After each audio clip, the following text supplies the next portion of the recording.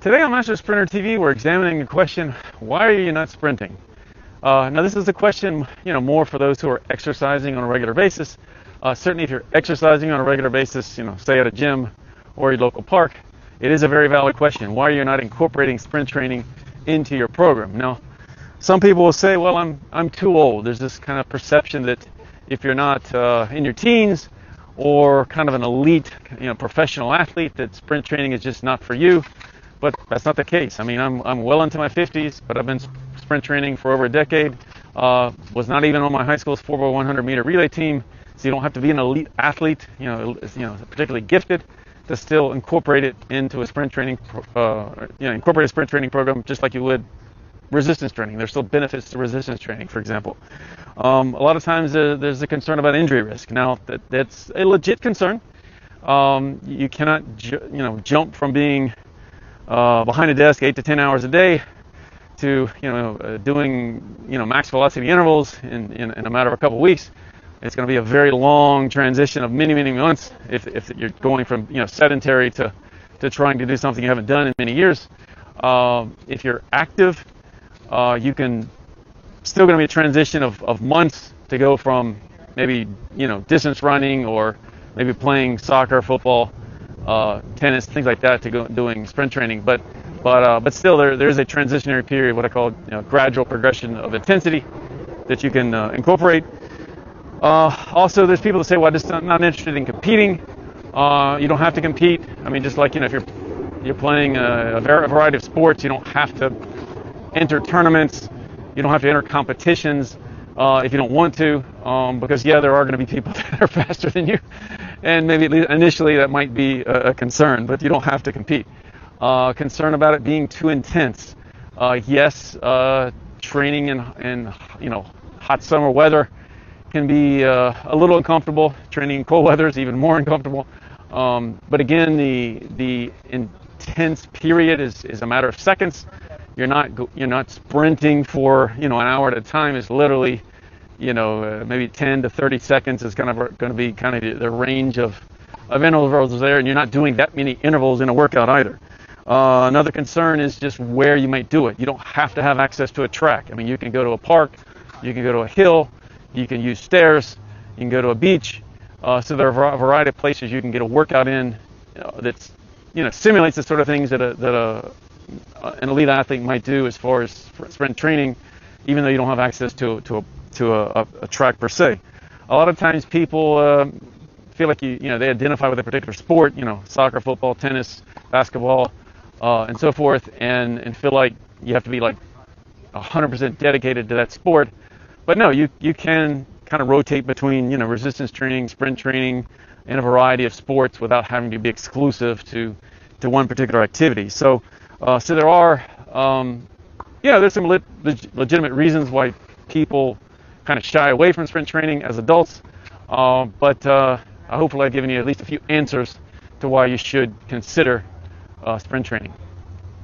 So some general benefits of sprint training, if you're not already aware, this includes improvement in insulin sensitivity, improvement in bone density, improvement in coordination as well as mobility, and improvement in hormone production such as growth hormone and testosterone, an improvement in metabolism, what's called EPIC or excess post-oxygen consumption, an improvement in reaction time, and then lastly, if you're just say comparing sprint training to distance running, again with sprint training you can run on grass at a park or run on a rubber track, and let's say if you're doing like 600 meters of volume, you're just going to have far fewer ground contacts on a much softer surface than say a distance runner who may be running 5 miles on concrete, and there's just really no comparison as far as the number of ground contacts in a typical session. Now, one thing we still want to keep in mind when it comes to kind of implementing a sprint training program or starting one is there's kind of a spectrum of the intensity of sprinting, so you don't have to be doing and actually shouldn't be doing max velocity efforts in the initial weeks. And again, like I said, you really need a foundation in place of other activities, some resistance training involved prior to starting, and then there's a concept I call kind of speed in reserve. Having plenty of speed in reserve or in the tank.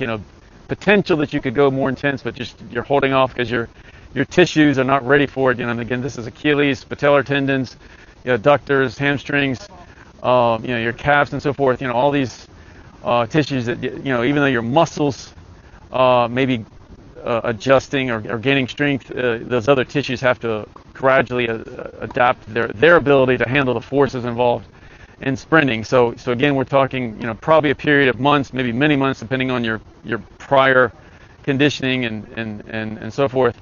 So like I said, there is a gradual progression of intensity that you need to kind of have in place over that time frame. And like I said, just don't rush.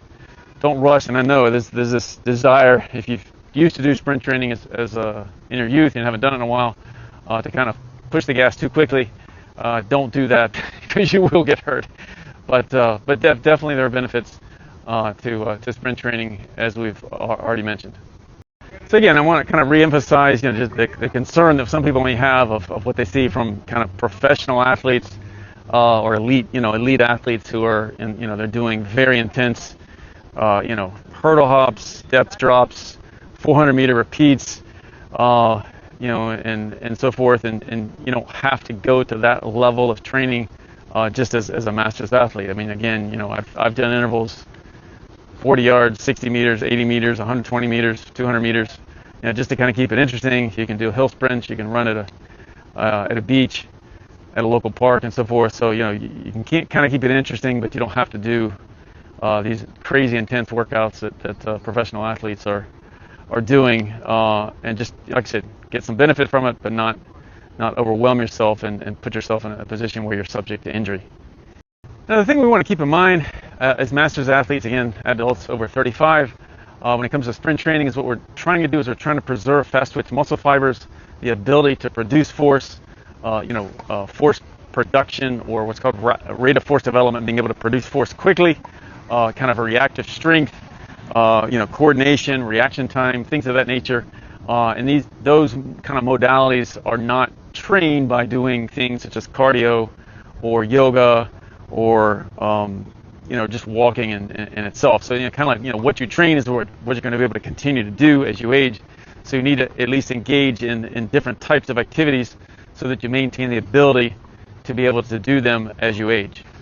Now, one of the lesser known benefits of sprint training is if you're going for walks for exercise, and I do this, on kind of my days off, is if you stumble over something on in your path, you have the ability to kind of catch yourself and quickly apply force to the ground, and you may not realize that benefit until it happens to you, but it certainly has happened to me on a number of occasions. So hopefully you've had, my responses at least to kind of some of the common concerns of sprint training as an adult, some of the benefits, and hopefully now you're convinced and you're ready to get started. So thanks for your time. Till next video.